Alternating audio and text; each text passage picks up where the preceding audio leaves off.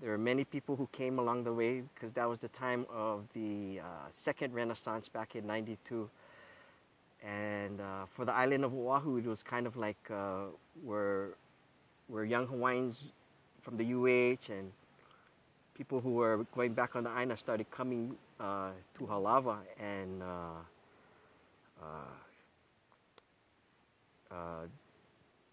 when they went into Halava, they just kind of realized, that it was a special place and there was a lot of sacred sites that needed to be saved.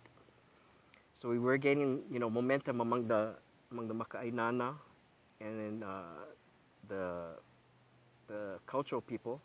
We thought that one of the main important things was to preserve what was left of the valley, because every time they came in and they marked it for passive preservation, where they come in and they GPS it, or I don't know if they had GPS at the time, but they marked it down and then they just bowl it over and they would say, this is what this site was, an amphitheater, or, there were petroglyphs that aren't there anymore.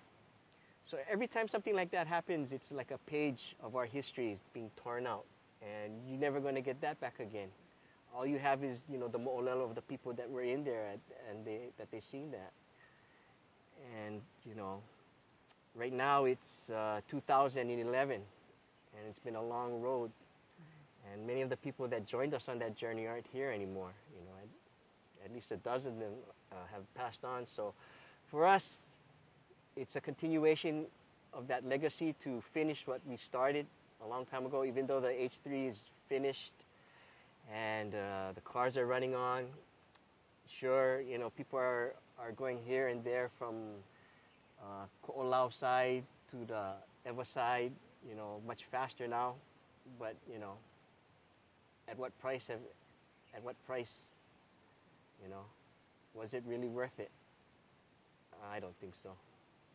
As a result of the highway going through, there was a mitigation process that began that involved people who came from the areas of impact, came from different organizations who had concerns, for the area, cultural organizations, institutions of education, and all getting together to sort of establish a working group. And I think that process was probably was well intended. And for me, I think that the process probably had different objectives and aims from HLID and then from the working group itself. I think for the working group, their objectives were to provide that mana'o, to provide a history of those areas that were impacted, to really be involved in the process, to really be involved. And by that I mean to be able to provide mana'o what they envisioned, checks and balances in the process, and at the end probably looking for direct involvement with any end project that would come out as a result of the mitigation. And so as a result of that, when the process doesn't work, it's just one more thing in which we have to address as Kanaka Oiwi, trying to get a foot in the door, trying to put something on the table that actually appears and then ultimately becomes the objective, a voice of authority that is accepted on the other side of the table as, okay, they know what they're talking about.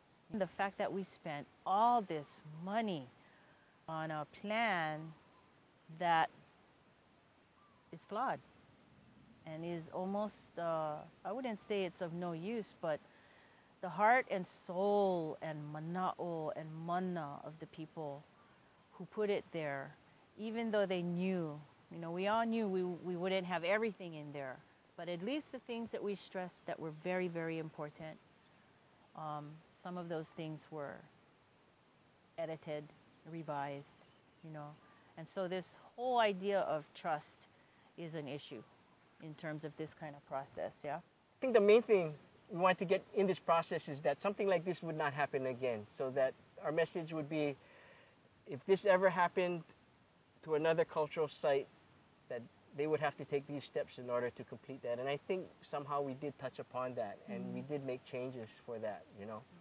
I hadn't been into Halava once they opened up the freeway. So when I finally went back, about maybe '07 was when I went back into Halava.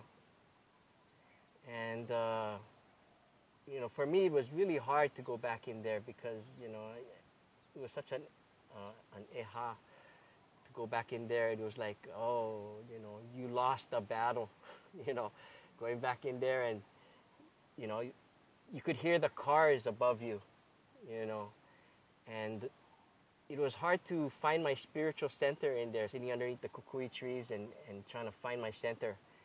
And all I could, you know, hear was the cars whizzing by, and just, I don't know, it brought up a lot of suppressed feelings for me. So I think, you know, as far as, you know, trying to get your spiritual side going when you go back into, you know, even Luluku is just like that. Luluku is very loud in that turnaround. So that is something that I see that, you know, somehow, you know, needs to be addressed. They saw these sites as non-contiguous sites, not being connected, you know. That's right. And I didn't know what that meant at the time, but I knew these sites, you know, were all like part of a ohana. You know, it was like a kauhale in there, you know. And they were all kind of connected, especially the stream areas in Halava. You know, you could feel like, you know, there was a presence in there at one time because there was probably a lot of activity during the stream areas, you know. And to say that these sites were non-contiguous, meaning that, you know, they're not as important because they're not all part of one complex, which we, you know, now today look at it as a landscape, a cultural landscape, yes. So, you know, that's something that, you know, I think we need to try to address in the future as far as, you know, bringing awareness to that. If we say that a site is discontiguous, what we're saying then is that all of the various sites within one given area are not connected. Now we know as Kanaka Oiwi from our mo'olelo and our history that that is not so. That all the places within one given area are usually connected. They usually are connected by genealogy, by history, by mo'olelo, by what had occurred at those places.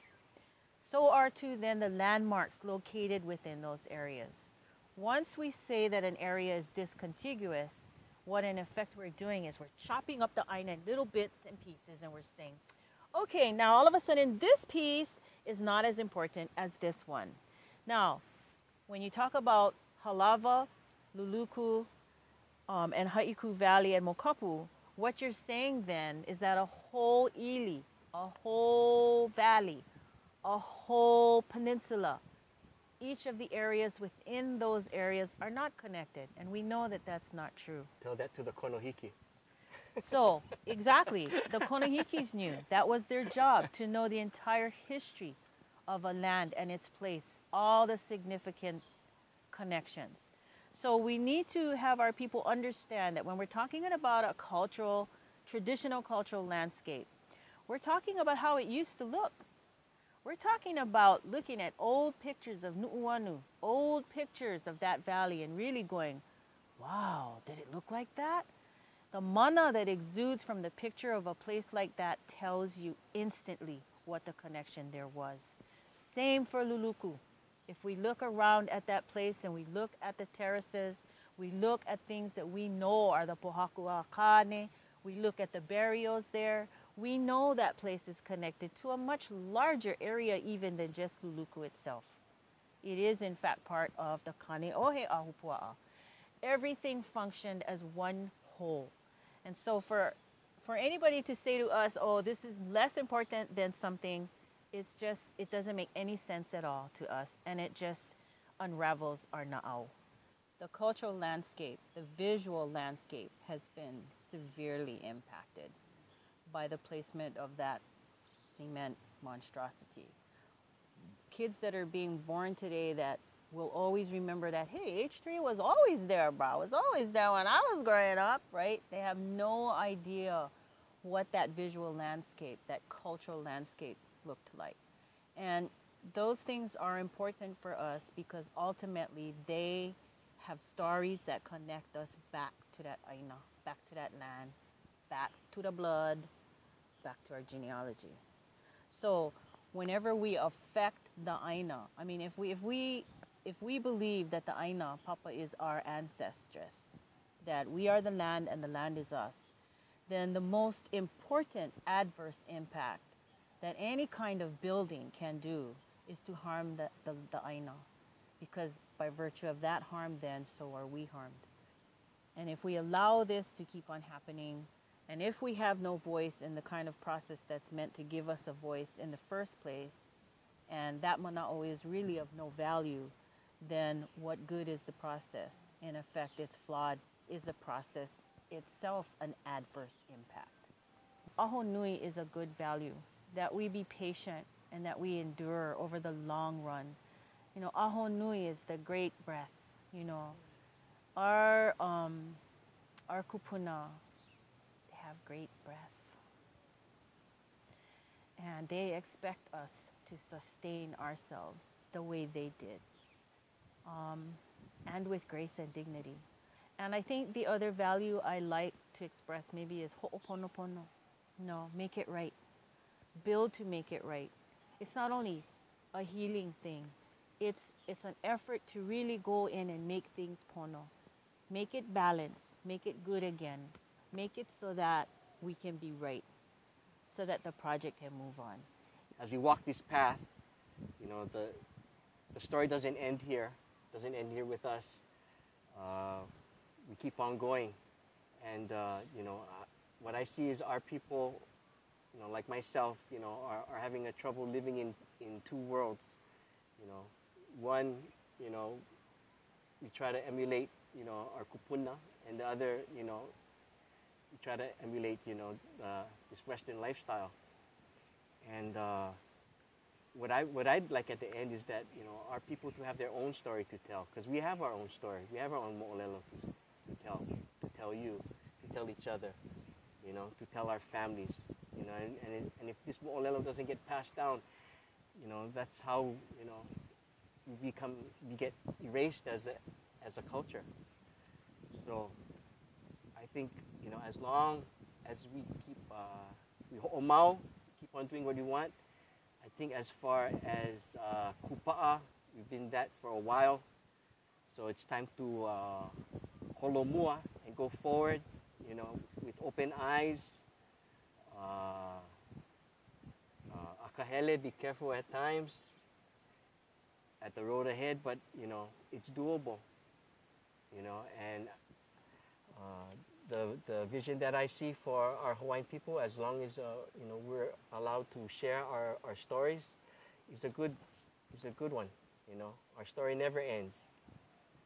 But just want to dedicate this to, you know, all the ohana who started this process and, you know, aren't here with us today. Mahalo.